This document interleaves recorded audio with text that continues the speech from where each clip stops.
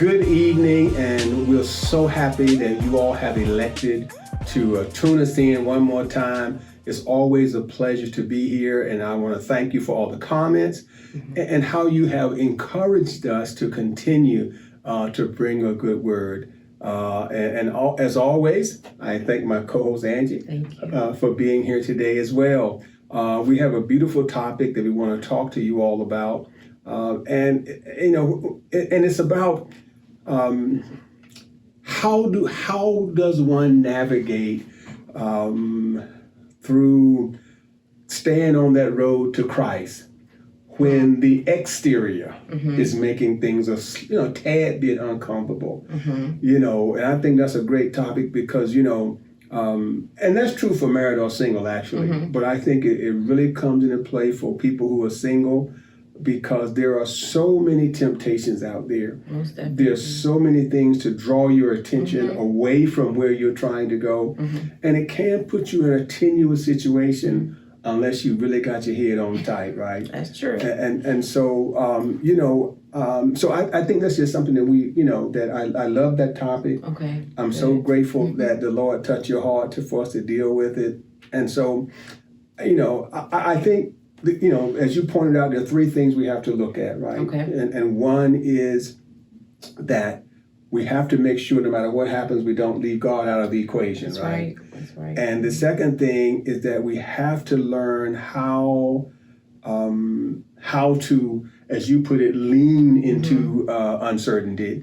And then the question becomes, well, what if I'm glued to my telepathy with the Lord, but I'm not hearing anything? Exactly. Then where are we at tough. on that? So let's just jump right in. Okay. And maybe you can help us to start with that idea of if when things are getting uncomfortable, what do we do to ensure that we don't put God out of the equation and that we remember to keep him on board in all things? Okay. Well, I'm experiencing that right now. So personal testimony. Most definitely. And it is tough in a sense that you want to make sure you're following God's plan and not your own. Because so many times, like we said before, you hear thoughts, you're not sure if they're your thoughts, God's thoughts, or the enemy's. And then sometimes there are other people whispering in your ear, trying to give you that advice, or I should say some encouragement to do things a certain way. And because what seems normal to us is not always, our ways are not God's ways. Right. It tells us true. that in the Bible. So yes. I have right now, in this particular moment, I will say I'm struggling with, do I move or do I stay put? And I'll tell you why. First of all, I listen to what you say. I listen to you when you're preaching. I listen to you in Bible study, and you spoke on the 80-20 rule.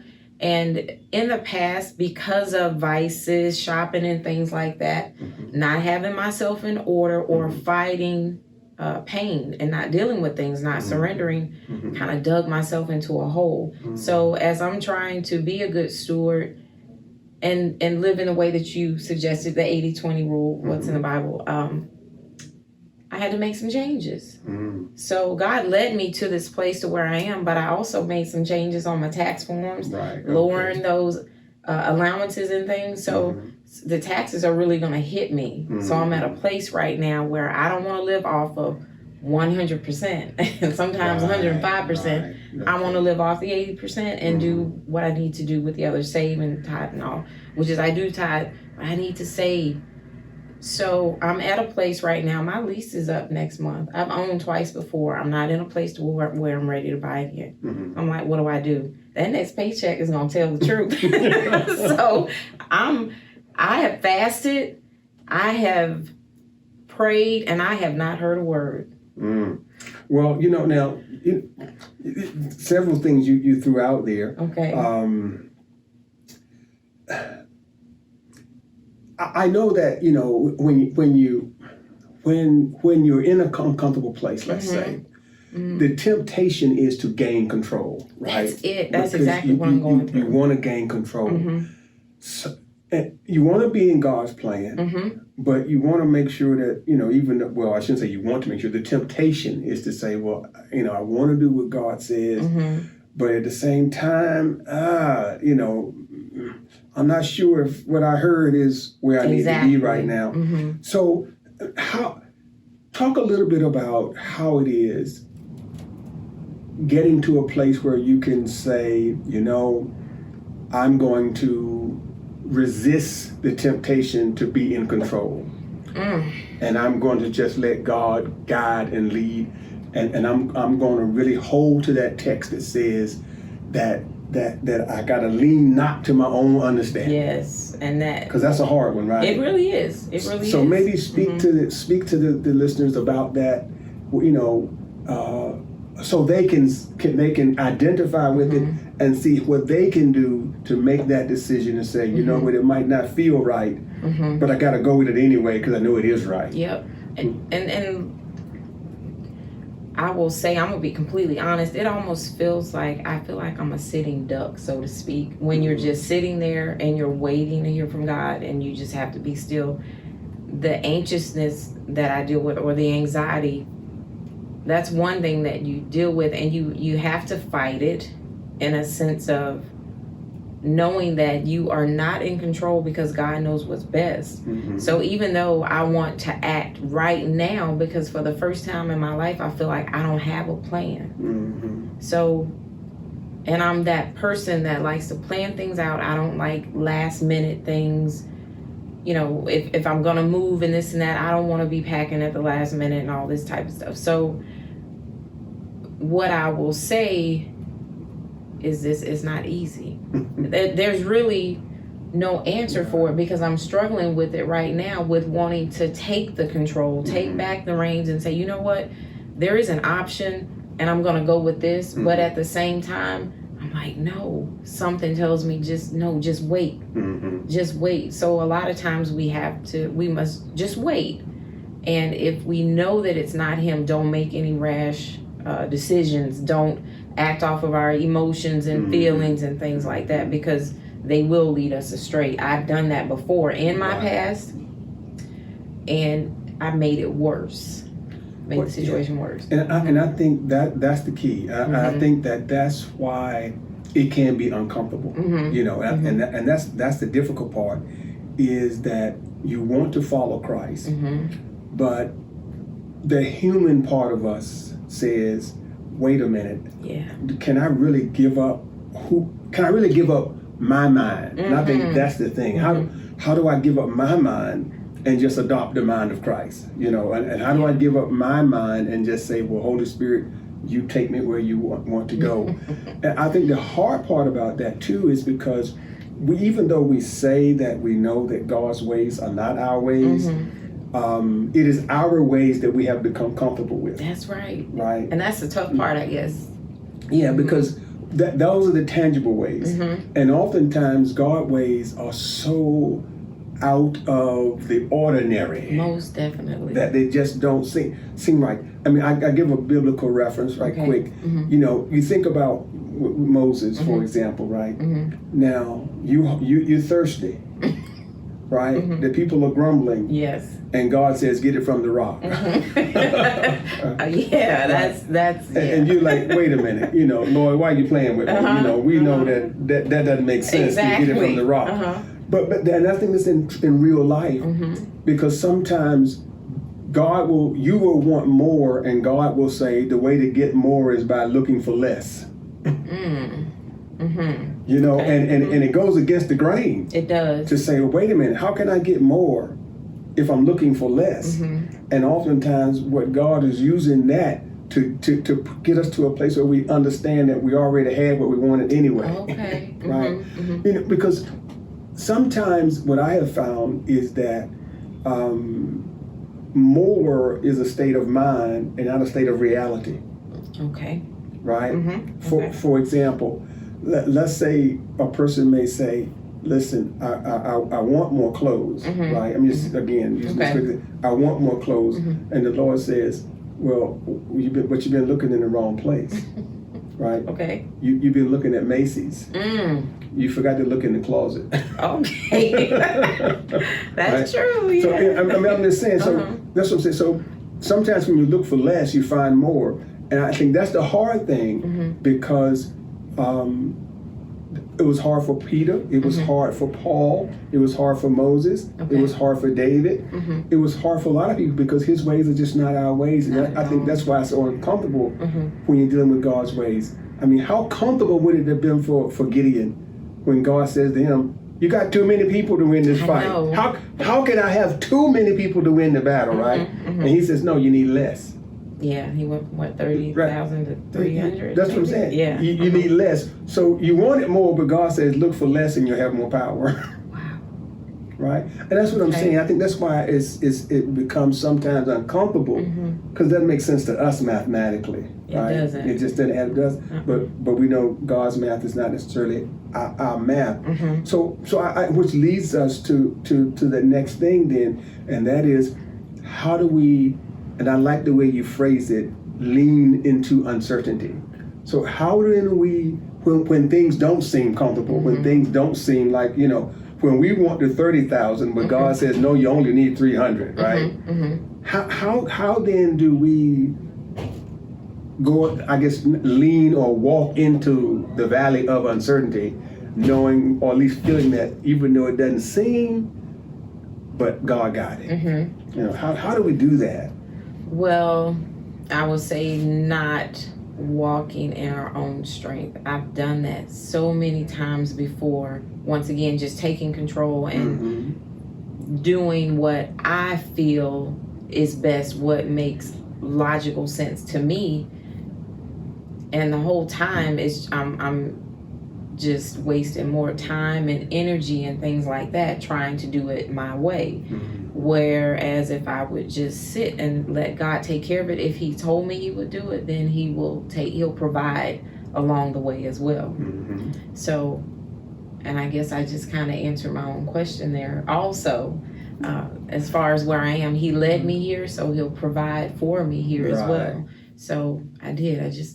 Thank you. But that's a good thing, isn't it? It is. Right. It is. So I guess, as you say, you have to accept that I'm not strong enough anyway, right? We're not. And that his strength is what's going to get us through. Yeah. And you say you answered the question, but that's a good thing. You say it as if that wasn't a good thing, but that's a good thing that you answered the question. No, for the folks, right? Good. It is good. Because that's the thing. I think one of the most difficult things about faith and obedience is when it's uncomfortable, right? And it's not always comfortable. And sometimes it's hard to be obedient because we want to do it our way, right? And it can't be my way and God's way. No. It's got to be his way and me being obedient to his will. And so, to me, that's the thing about uncertainty, right? And my ability to walk into it is to understand that just because I think it's uncertain, doesn't mean God hadn't already gave me the end. That's right. Right? Like, for example, the Bible says, right, that God says, I know my thoughts towards you, right? I know my thoughts towards you, thoughts of good and not evil, right? To give you an expected end. Yes. So if he already knows what he has in store for me, certainly I don't know my future. So for me, it can feel uncertain, right? But even though it's feeling uncertain for me, he's already told me that he's lined things up for an expected end, meaning he knows where he's taking me. That's so true. Therefore, my uncertainty is always based on how I feel, right? My uncertainty is always based on what I think I can do, right? Do I have the strength? Do I have the resources? Do I have the backing? And that's what causes the anxiety, huh? Right. My anxiety is because I feel like, well, I don't have the strength, I don't have the resources, and nobody is on my side, right? But that goes against everything that faith tells me. That's true. But the difficult thing is that when all of us, I would say, when you're facing a problem, it's hard not to see with your eyes. That's true. Oh, for sure, right now, yeah. And so when you're looking at it with your eyes, then there is the uncertainty. When you look at it with your faith, it removes the uncertainty. And so I think that's big part of it. I'm not saying it's easy to do, No, it's not but easy. I'm saying that's, Mhm. to me, therein lies the key. But you also pointed out that you say right now you're talking to God, but it didn't always it seemed like a one-way communication, right? It really does. It seems like you're on the phone, I am. but he got you on hold. Exactly. Right. And it really does feel that way. It does. So then I guess the thing we have to look at then is what do you do when you're on hold? And are you really on hold? Right, that's the thing. Well, like you just said, he's already planned it out. He knows the end already, even though we don't know. Mhm. So what I'm doing right now, I'm just waiting. I have to be still. Right. And that's the hard part.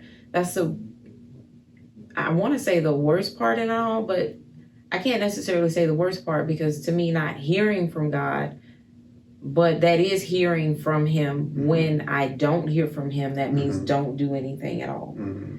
I had a friend say to me one day, as far as surrendering, and she follows Christ, but she's not ready to completely surrender because she said she's afraid he'll make her do something that she doesn't want to do. Mm. So it's easy to do things when it's good, when Mhm. he's guiding you into these places, new jobs and all, and it's all wonderful when it's what you want.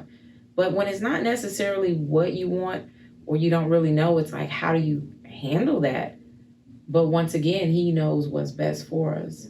So we have to deal with it, I guess, with a good attitude, and just kind of move forward in that instance. But in this case right now, for me, is just be still. Well, and you raised a good point. You said be still and know God is working, right? And that is a mouthful. And I say that because of two things. Okay.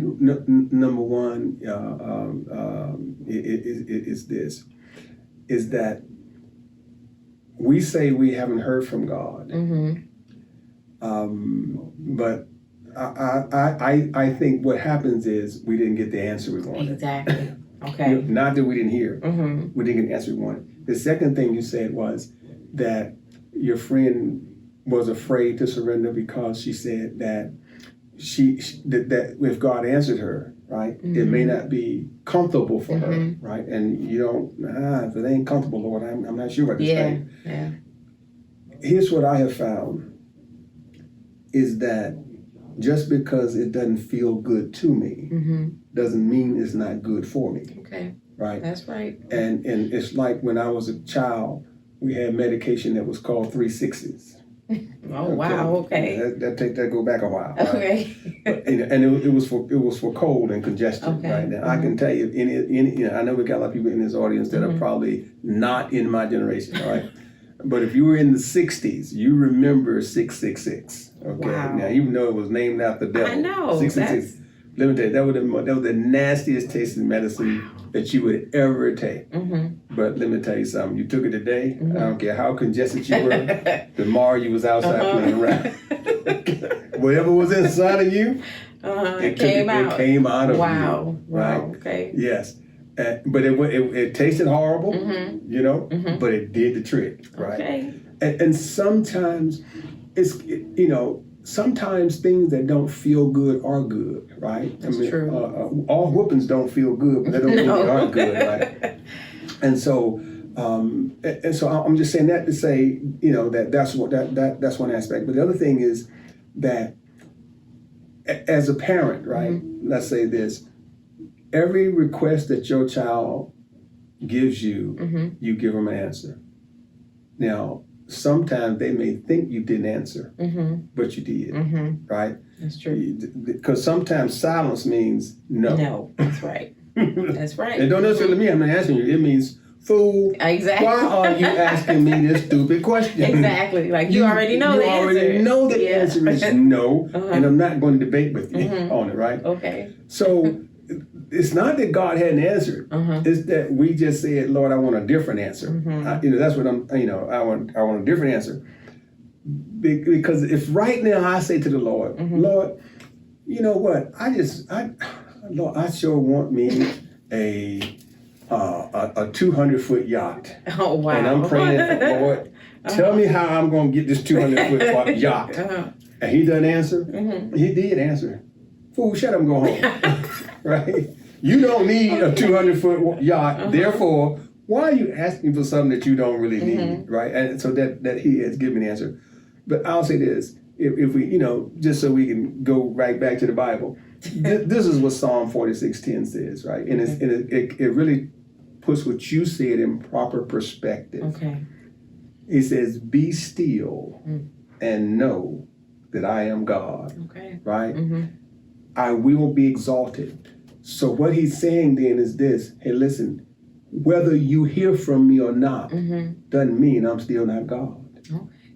Okay. I'm still God, and you're still my child. That's right. And therefore, I will be exalted. And he said, I will be exalted to the heathen and to the world. And what his point was simple is that, hey, listen, because I have adopted you and because you are my child, you've been grafted into by your connection through Jesus Christ. Okay. Listen, I don't have to come and tell you I'm going to feed you. Know that I'm going to feed you. All right. Right? I got you. Because I'm not going to look bad. And that's what that psalm was all about. I'm not going to look bad. The heathens will know I'm your God. The world will know I'm your God because I'm going to be exalted. So, I look at it from this standpoint. Not one of my children, and sometimes my kids would ask me for something and I wouldn't answer them. I just wouldn't because I don't feel like going to that stupid, so I got things to do. But here's what you knew. You knew you were going to feed them. Whether they said anything or not, you knew you were going to take care of them. That's right. They ask you something stupid like this, are we going to get anything for Christmas? Right? And you be like, get out and leave me alone. Right? You didn't really give them an answer, but you already knew, Yes. yeah, I'm going to get you something for Christmas. Stuff that they would ask you that, like you'd be taking them somewhere and they'd be like, well, are we going to go to Burger King or we're going to get it? You'd be thinking, why are you asking me this stupid question? Haven't I always did this for you? Haven't I always taken care of you? That's what that psalm is telling us when you think about it, is that, listen, you don't have to worry about all this stuff. Right. When he says, be still, he was letting David know, you're right, I haven't responded to you.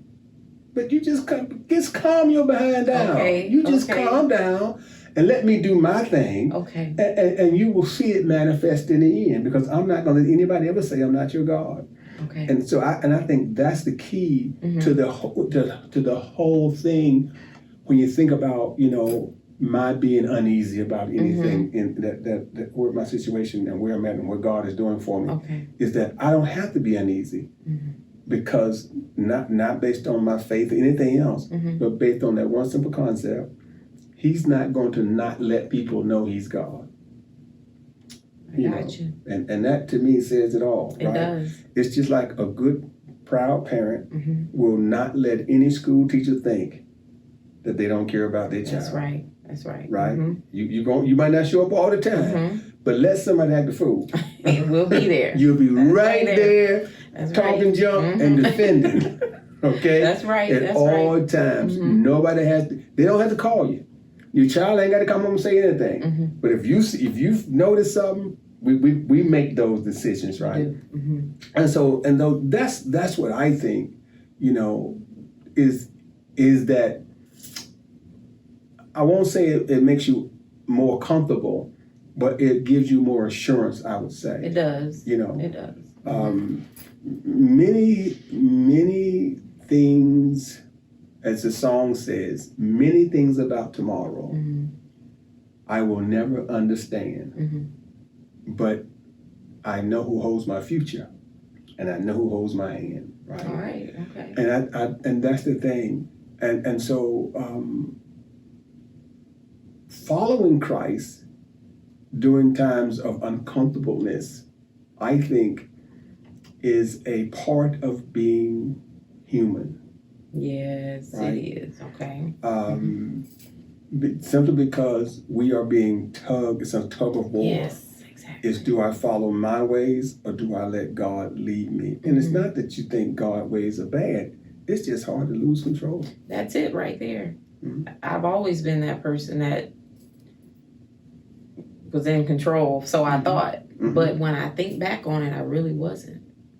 And I think now with God, with me doing this 360 or just making a U-turn and following, surrendering, feeling out of control feels uncomfortable, like you said, because we're so used to doing things our way, our own way. So now that I'm trying, well, not trying, I am.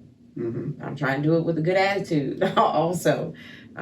That's just where it's at right now. So you've said a lot today that has put my mind and my heart at ease. So thank you. Well, that's a good thing. Well, and I think I won't say it's hard. I think it's hard for everybody. But I'll say this, because we're talking with our single community and maximizing singleness.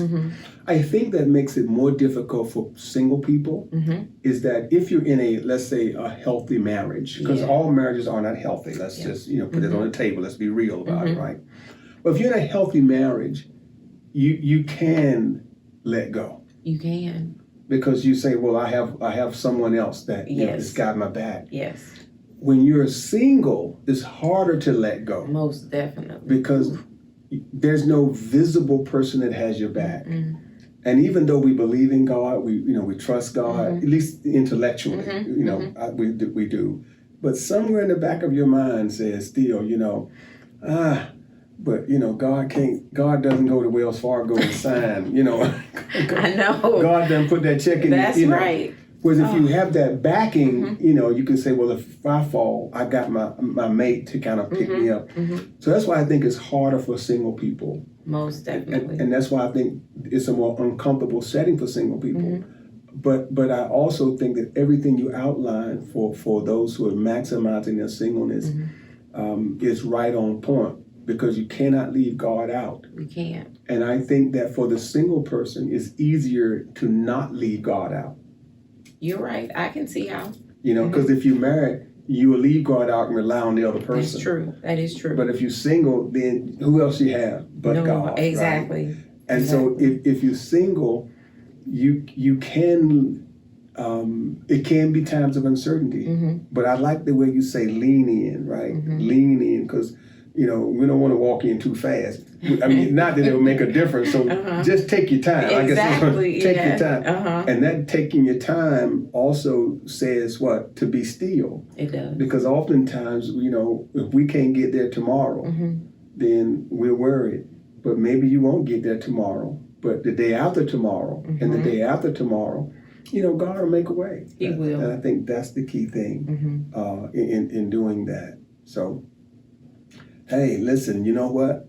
Wow, time is going by like it always does. And we have wrapped up 30 minutes just that quick. And so here we are at the end of our journey. But as always, I shouldn't say as always, but I can say as per usual in our last few episodes, I would like for Angie to have the final word. Are you going to turn it over to me? I'm going to turn it over to you for two reasons. Wow. One, because the listening audience has told me that you are keeping it real and that they identify with you more than they identify with me. So I will give you the last words on following Christ when it gets uncomfortable. Okay. I'm still basking in what you said. I'm still taking all that in. Well, wow. What I will say is this. It is tough. I'm not going to act like it's an easy process.